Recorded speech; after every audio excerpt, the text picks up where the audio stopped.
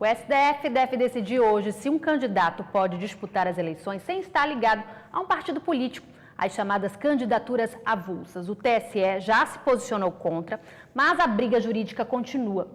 Veja com Damares Bubans, de Brasília. A possibilidade de um candidato sem partido poder concorrer às eleições na chamada candidatura avulsa tem pautado as conversas no Centro Político Federal.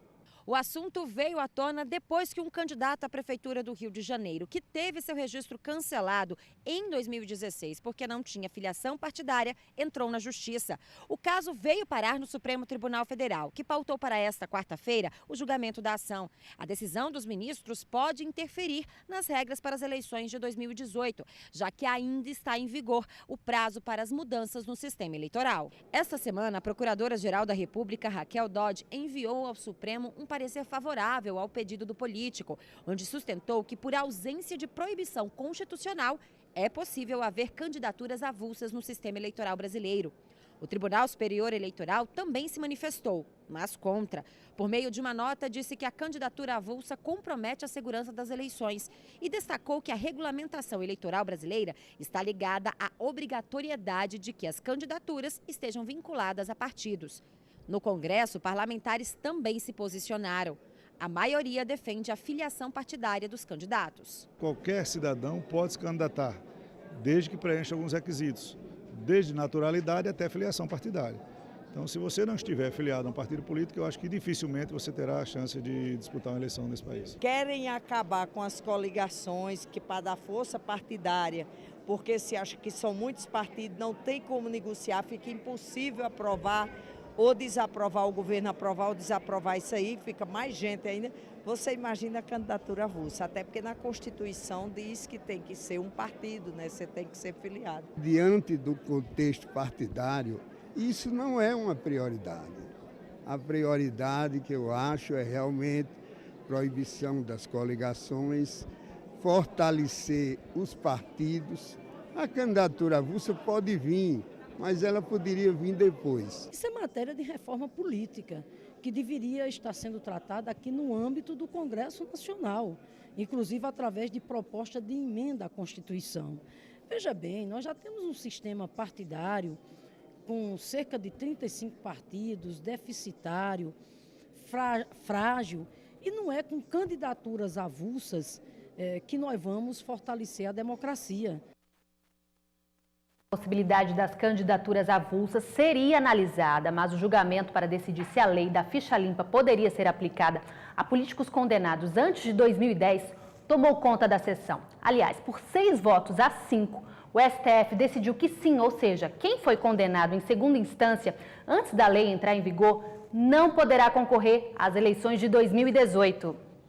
O governador Renan Filho vetou parcialmente o projeto de lei que trata do Estatuto dos Policiais Militares de Alagoas. O PL foi aprovado na Assembleia Legislativa no começo de setembro. O governador vetou 2 emendas de autoria do deputado Francisco Tenório. Uma delas quer ampliar a idade mínima para ingresso na PM no Corpo de Bombeiros e a outra é referente à idade para aposentadoria compulsória. Segundo o chefe do Executivo, as medidas são inconstitucionais e contrárias ao interesse público. Os vetos podem ser mantidos ou derrubados pelos parlamentares.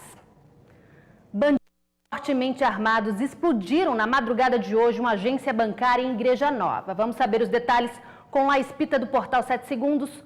Boa tarde, Laís. Olá, Sabrina, muito boa tarde. Na madrugada desta quinta-feira, bandidos armados e encapuzados aterrorizaram a população da cidade de Igreja Nova. Isso porque eles explodiram a agência bancária do Bradesco. Os criminosos destruíram a agência após explodirem um caixa eletrônico, mas ainda não há informações sobre o valor roubado.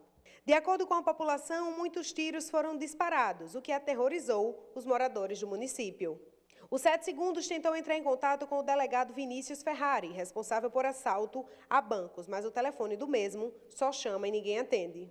Agora, Sabrina, imagine você que um deficiente físico e mental ficou mais de 24 horas em cima de um pé de jaca em uma residência aqui no bairro Baixão, na cidade de Arapiraca. Segundo José Maria, que tem 29 anos, ele está sendo perseguido e algumas pessoas o estão ameaçando de morte. José Maria da Silva subiu na jaqueira por volta das 4 horas da madrugada dessa quarta-feira. Sem mostrar cansaço algum, o homem de 29 anos se mostrou resistente para a equipe do Corpo de Bombeiros, que tentou de todas as formas negociar com o deficiente físico e mental. Apesar da resistência, sede, fome e fortes cãibras atingiram José Maria e por volta das 7 horas da manhã desta quinta-feira, ele desceu do pé de jaca de cerca de 12 metros e foi levado pelos bombeiros para uma avaliação médica no Centro de Atenção Psicossocial. Quem não gostou muito foi o dono da casa, que informou que passou a noite toda acordado, mas que graças a Deus essa história aí terminou bem. Para finalizar, idosos e também mulheres serão beneficiados com curso de corte e costura em cidades do interior de Alagoas. O Conselho Integrado de Políticas de Inclusão Social aprovou 2 projetos da Secretaria de Estado de Assistência e Desenvolvimento Social. Esses projetos serão executados dentro de 12 meses nas cidades de Arapiraca e também de Palmeira dos Índios. O primeiro projeto, Mãos que Costuram, Mãos que Transformam Vidas, tem como objetivo profissionalizar e capacitar membros da Associação dos Aposentados, Pensionistas e Idosos de Arapiraca. Serão 60 idosos beneficiados com o curso. Já no segundo projeto, 300 mulheres serão habilitadas no mesmo universo de linhas e agulhas. É isso aí, Sabrina. Esses foram os destaques dos 7 segundos para o JD desta quinta-feira. Obrigada, Laís. Até amanhã. Uma alagoana de Satuba quer representar o Brasil nos campeonatos pan-americano e sul-americano de judô que acontecem no Peru no próximo mês. O nome dela é Emily Lopes, uma atleta que, apesar de treinar duro todos os dias para fazer bonito nos torneios, ainda precisa lutar para conseguir os recursos necessários para a viagem. É uma menina ainda, mas não julgue pela idade. Emily tem só 14 anos e já coleciona 23 medalhas, 18 delas de ouro, conquistadas em competições pelo Brasil afora. Faixa verde, ela é vice-campeã brasileira de judô sub-20 e tricampeã dos Jogos Estudantis de Alagoas. Para ter uma bagagem dessas, começou cedo, aos 10 anos. Entrei no esporte através do meu tio, porque ele praticava e decidiu me trazer um dia para conhecer. Aí, quando eu vi o treino dos menores, eu já quis participar. Aí eu comecei a treinar e até hoje. Mas a conquista mais esperada pode estar pela frente e mais perto do que parece. Emily está classificada para representar Alagoas nos campeonatos pan-americano e sul-americano de judô que vão acontecer em Lima, capital do Peru, em novembro deste ano. Ansiedade a 1000. Estou muito nervosa, mas também estou muito feliz em saber que eu vou participar de um campeonato de alto rendimento e em que só vão os melhores de cada país. Eu me sinto gratificante por essa conquista. Mas apesar da prefeitura de Satuba, onde a Emily mora, está custeando a metade da viagem, ela ainda precisa de ajuda financeira para participar da competição. Caso contrário, poderá ficar de fora. Para cobrir todas as despesas, ainda faltam R$5.000. Eu espero poder contar, como eu estou contando com o poder público aqui da Prefeitura de Satuba, poder contar também com apoio privado, que os empresários que tiverem interesse em patrocinar a Emily, colocar a sua marca no uniforme da Emily, no judogi dela, será muito bem-vindo.